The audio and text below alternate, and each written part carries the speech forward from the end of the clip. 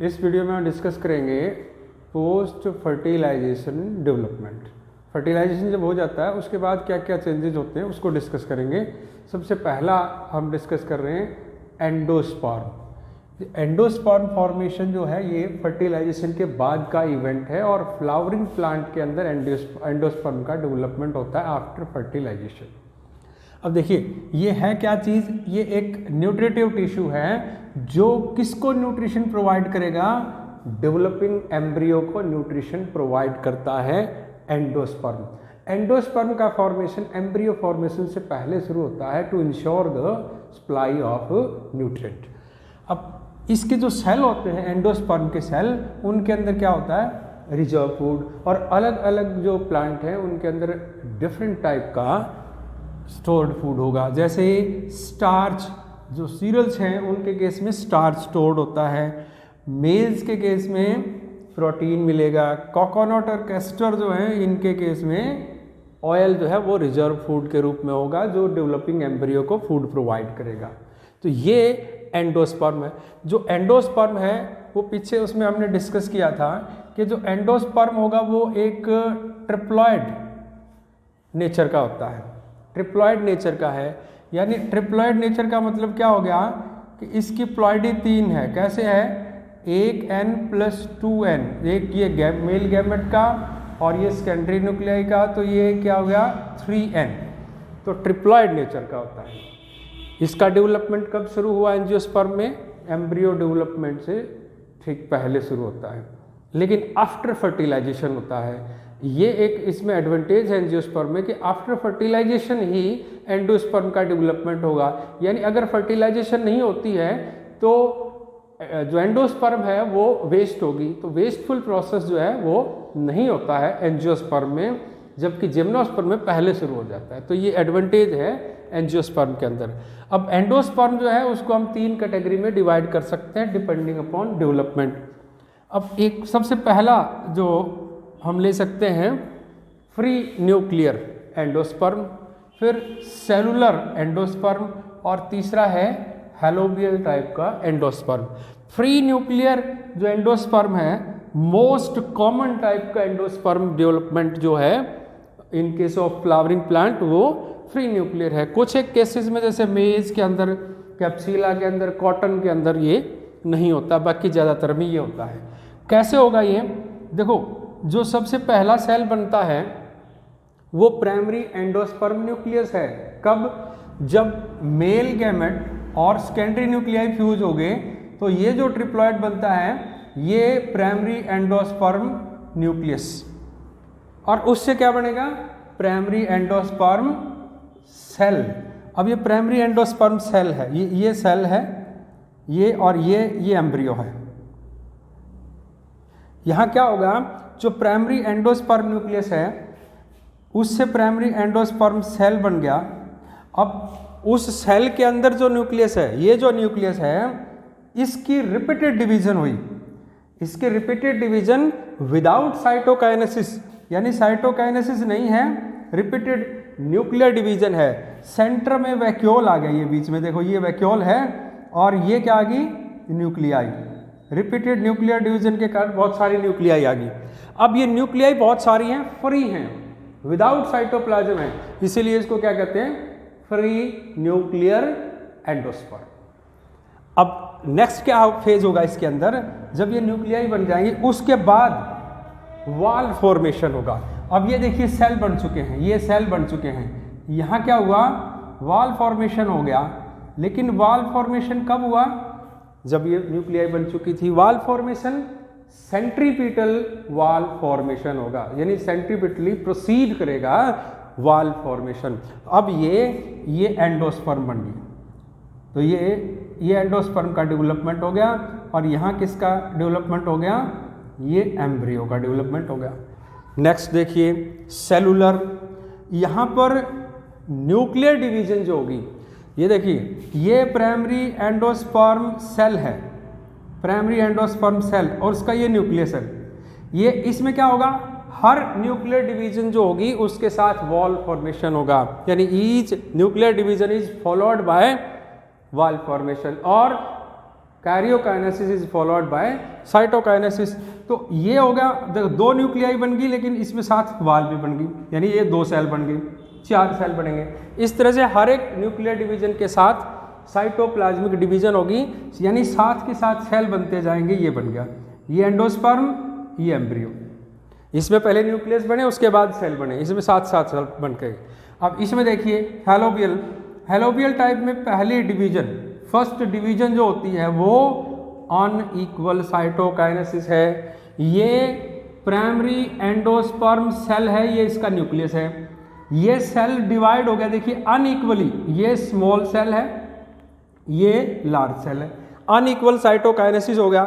उसके बाद फर्दर जो है वही फ्री न्यूक्लियर, उसके बाद वाली डिवीजन कैसी हुई, फ्री न्यूक्लियर, और फिर वॉल फॉर्मेशन।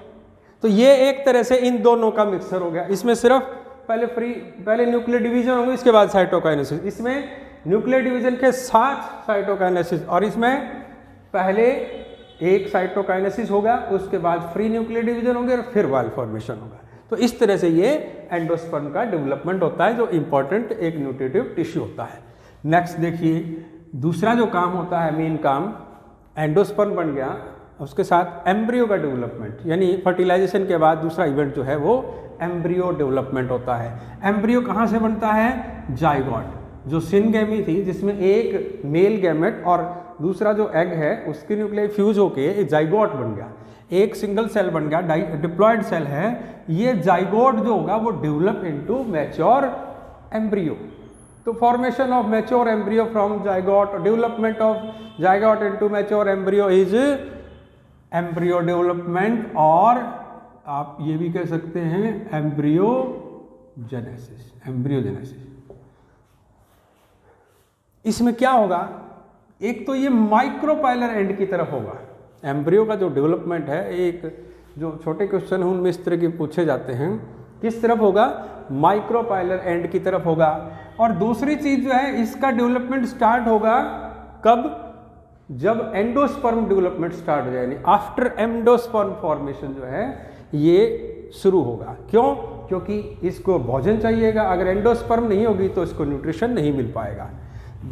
थर्ड पॉइंट इसका है कि ये मीरोब्लास्टिक टाइप का डेवलपमेंट होता है। मीरोब्लास्टिक टाइप का डेवलपमेंट का मतलब क्या होगा कि एम्ब्रियो जो है वो develop from A part of zygote, पूरे जाइगोट से नहीं, उसके एक हिस्से से बनता है, इसीलिए इसको कहेंगे मीरोब्लास्टिक। और ये जो डेवलपमेंट है इसको हम एंडोस्पोरिक भी कहते हैं। एंडोस्पोरिक का मतलब क्या होगा, इनर साइड में, इनर साइड, फ्रॉम इनसाइड। और इनसाइड किसके कारण है, क्योंकि इसमें क्या होता है, सस्पेंसर होता है, वो पुश कर देता है एम्ब्रियो को अंदर की तरफ, वहाँ अंदर की तरफ डेवलपमेंट होता है इसमें, इसलिए एंडोस्पोरिक टाइप का डेवलपमेंट होता है। देखिए क्या होगा इसमें, जो डेवलपमेंट है एम्ब्रियो का, जो डेवलपमेंट है उसके दौरान अलग अलग फेजेज आते हैं। अर्ली एम्ब्रियो जो होगा उसमें क्या है, प्रो एम्ब्रियो। प्रो एम्ब्रियो में खास चीज मिलेगी कि इसके अंदर एक्सियल सिमेट्री होती है। प्रो एम्ब्रियो के अंदर प्रो एम्ब्रियो जो है वो डेवलप हो जाएगा और नेक्स्ट फेज बनेगी ग्लोबुलर टाइप का एम्ब्रियो। और ग्लोबुलर टाइप का जो एम्ब्रियो होगा वो फिर आगे डेवलप होकर क्या बनाएगा, हार्ट शेप का एम्ब्रियो बनाएगा। और हार्ट शेप का एम्ब्रियो जो है फिर फर्दर मैच्योर होकर क्या बनाएगा, जो मैच्योर एम्ब्रियो होगा। तो इस तरह से एम्ब्रियो का डेवलपमेंट है, उसमें ये फेजेज आते हैं।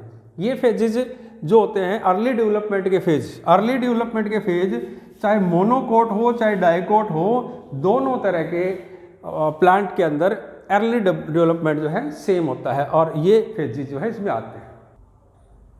नेक्स्ट एम्ब्रियो डेवलपमेंट, और कौन से एम्ब्रियो का डेवलपमेंट, डाइकोट एम्ब्रियो डेवलपमेंट हम देखेंगे। देखिए जाइगोट है, जाइगोट, ये जाइगोट है।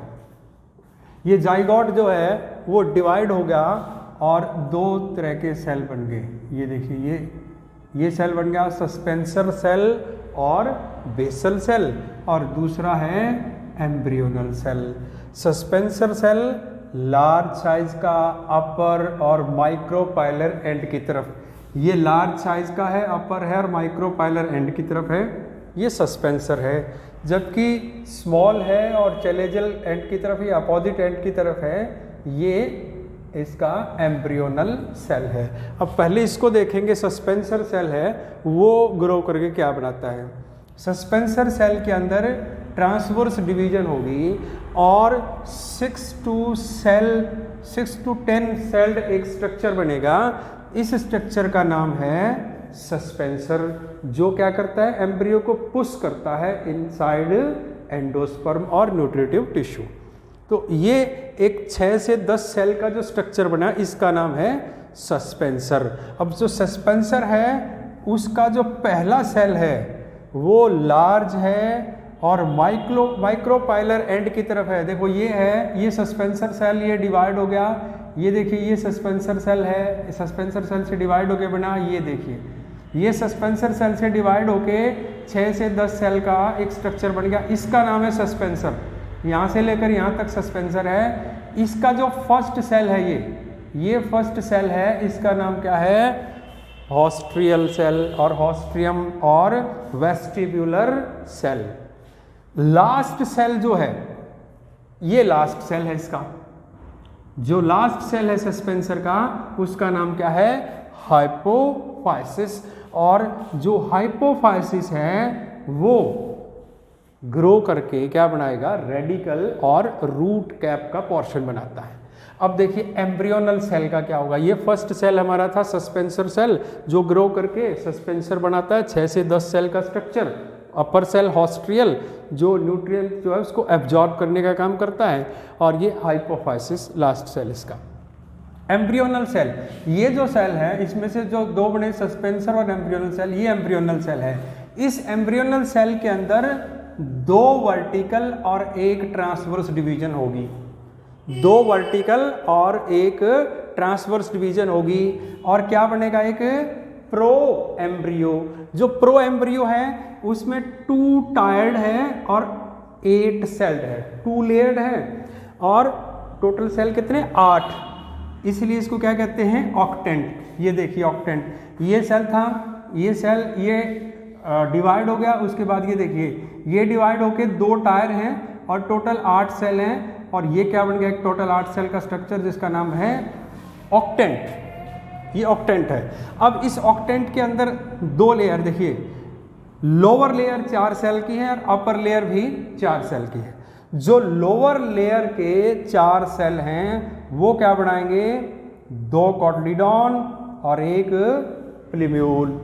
और अपर लेयर के ऊपर वाली जो लेयर है उसके जो होंगे वो क्या बनाएंगे, हाइपोकोटाइल और most of the part of radical, यानी ये वाला अपर और ये वाले लोअर।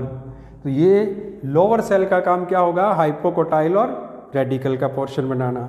अब ये जो पूरा पोर्शन ऑक्टेंट अगर है, ये ऑक्टेंट को अगर आप देखेंगे तो इसमें 2 तरह के सेल हो गए, एक इनर सेल और एक आउटर सेल। इनर सेल और आउटर सेल, बाहर की तरफ आउटर सेल है। आउटर सेल जो होंगे वो एक सिंगल लेयर्ड एपिडर्मिस बनाते हैं। सिंगल लेयर डर्मेटोजन है और वो डर्मेटोजन क्या बनाएगी, एपिडर्मिस। यानी ये जो बाहर के जो सेल हैं ये क्या बनाएंगे, ये देखिए ये जो लेयर बनी है ये किसकी है, एपिडर्मिस की। ये डर्मेटोजन है और उससे क्या बनेगा, एपिडर्मिस। तो ये कौन से हैं, आउटर लेयर। जो ऑक्टेंट है उसके आउटर लेयर है, उसके जो सेल हैं वो। अब ऑक्टेंट की ये इनर बच गए। ये जो इनर सेल हैं उसके अंदर 2 पोर्शन होंगे, एक पैरिबलम और एक प्लूरोम। जो पैरिबलम होगा वो कॉर्टेक्स बनाएगा और जो प्लूरोम होगा वो स्टील बनाएगा। यानी ये देखिए ये पोर्शन जो होगा ये इसका प्रोकैम्बियम वाला पोर्शन होगा, और यहाँ उसके बाद वाला जो होगा वो ग्राउंड टिश्यू या कॉर्टेक्स जो है वो बनेगा इसमें।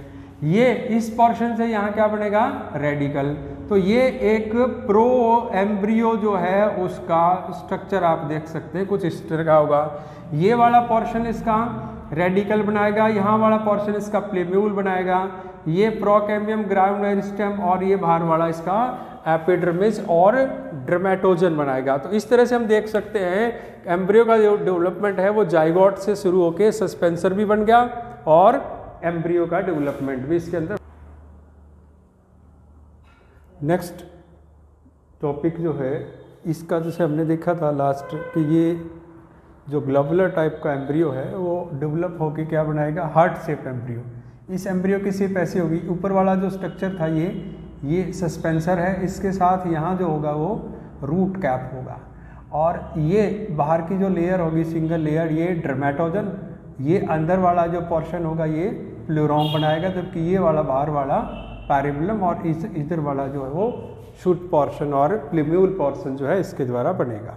तो ये एक हार्ट शेप एम्ब्रियो होगा। जैसे हमने पहले देखा था ग्लोबुलर है, हार्ट शेप है, और फिर उसके बाद मैच्योर एम्ब्रियो होगा। अब हम देखते हैं कुछ एम्ब्रियो, जैसे डाइकॉट एम्ब्रियो जो है उसका स्ट्रक्चर किस प्रकार का होगा, और फिर हम देखेंगे मोनोकोट एम्ब्रियो जो है उसका स्ट्रक्चर किस प्रकार का होगा।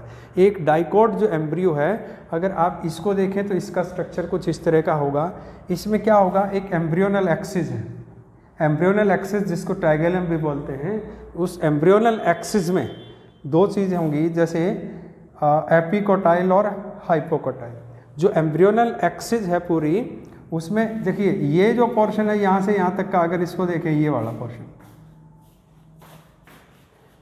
ये यहाँ तक है, उसके बाद ये जो दो हैं ये इसके कॉटलीडॉन है, ये कॉटलीडॉन है, और ये जो एम्ब्रियोनल एक्सिस है जो रेडिकल और प्लूम्यूल के बीच में है, तो वो जो पोर्शन है देखिए यहाँ से शुरुआत होती है इस एम्ब्रियोनल एक्सिस में, ये रेडिकल है, और रेडिकल के ऊपर किसकी कवरिंग मिलती है, रूट कैप, और उसके बाद ये पोर्शन आ जाता है हाइपोकोटाइल का, रेडिकल के बाद हाइपोकोटाइल का।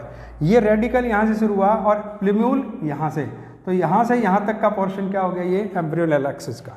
अब ये प्लूम्यूल है, प्लूम्यूल पार्ट है, इससे बनेगा शूट, ये प्लूम्यूल जो होगा उससे शूट पार्ट मिलेगा, और इससे मिलेगा रूट पार्ट या रूट सिस्टम।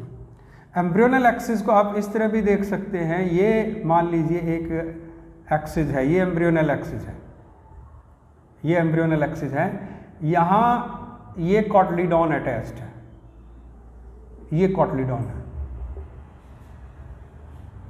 अब ये मान लीजिए हम लेते हैं ये रेडिकल है इसका, और ये इसका प्लूम्यूल है, ये है इसका कॉटलीडॉनरी नोड। ये जो एम्ब्रियोनल एक्सिस है यहाँ से यहाँ तक की, इस एम्ब्रियोनल एक्सिस पर ये कॉटलीडॉनरी नोड है, यानी जहाँ पर कॉटलीडॉन अटैच्ड है एम्ब्रियोनल एक्सिस के साथ। अब देखिए ये जो पोर्शन है एम्ब्रियोनल एक्सिस का, कॉटलीडॉनरी नोड से लेके और रेडिकल तक, ये नीचे है इसके, इसलिए नीचे के लिए क्या करते हैं, हाइपोकोटाइल, यानी कॉटलीडॉनरी नोड जो है इस नोड के नीचे है, कहाँ से लेकर, रेडिकल से लेकर इस नोड तक का पोर्शन, तो इसको कहते हैं हाइपोकोटाइल। जबकि कॉटलीडॉनरी नोड और प्लूम्यूल के बीच का ये जो पोर्शन है ये नोड से ऊपर है, इसलिए इसका नाम क्या है, इसको कहते हैं एपिकोटाइल। तो इस तरह से हाइपोकोटाइल और एपिकोटाइल होते हैं, यानी इसमें देखिए दो कॉटलीडॉन मिलेंगे, प्लूम्यूल मिलेगा, रेडिकल मिलेगा, रेडिकल के ऊपर कवरिंग होती है रूट कैप की वो मिलेगी, और मेजर पोर्शन किसका होगा इसमें, हाइपोकोटाइल का होता है। तो इस तरह का डायग्राम आपको बनाना है, अगर डायग्राम पूछे कि डाइकोट एम्ब्रियो का स्ट्रक्चर बनाइए। अब देखिए मोनोकोट एम्ब्रियो, और मोनोकोट में ये जो एग्जाम्पल हमने लिया वो ग्रास का है, ये भी बहुत बार क्वेश्चन पूछा गया है। मोनोकोट के केस में अगर एम्ब्रियोनल एक्सिस देखें तो यहाँ पर दो एंड हैं इसके पास, एम्ब्रियोनल एक्सिस में एक लोअर एंड है और एक अपर एंड। लोअर एंड पर रेडिकल और रूट कैप, ये एम्ब्रियोनल एक्सिस है, ये एम्ब्रियोनल एक्सिस है इसका, इसमें ये लोअर एंड है, इस पर ये देखिए रेडिकल ये पोर्शन, और उसके ऊपर ये जो कवरिंग है ये क्या है, कवरिंग रूट कैप। इसके ऊपर एक सीथ होती है, रूट कैप जो है उसके ऊपर एक होलो सीथ होती है जिसको हम कहते हैं कोलियोराइजा, यानी root cap is covered by another covering, क्या है, कोलियोराइजा। अब इस एक्सिस का अपर एंड, ये अपर एंड है इसका, अपर एंड पर क्या होगा, सूट अपेक्स, लीफ प्राइमोर्डिया और कोलियोप्टाइल। ये देखिए ये सूट अपेक्स है, और सूट अपेक्स की जो कवरिंग होती है सूट अपेक्स के ऊपर जो कवरिंग मिलेगी, कैप मिलेगा, वो कोलियोप्टाइल होता है, और रूट कैप के ऊपर जो होता है उसको कहते हैं कोलियोराइजा। अब इसमें क्या मिलेंगे, यहाँ पर जिस तरह से थे 2 कोटलीडोन, ये मोनोकोट है, मोनोकोट में एक कोटलीडोन होता है, तो ये एक कोटलीडोन है, इसमें ये वाला एक कोटलीडोन है, सिंगल लार्ज कोटलीडोन, जिसको हम कहते हैं स्कूटेलम। दूसरा जो कोटलीडोन होता है वो रिड्यूस्ड होता है, ये रिड्यूस्ड कोटलीडोन है, इसका नाम है एपीब्लास्ट। तो एक जो है फंक्शनल लार्ज कोटलीडोन मिलेगा और दूसरा रिड्यूस्ड मिलेगा। तो क्योंकि इसमें सिंगल कोटलीडोन है, ये देखिए एक कोटलीडोन है इसलिए इसको मोनोकोट, और इसमें 2 कोटलीडोन है इसलिए ये डाइकोट होता है। Thank you.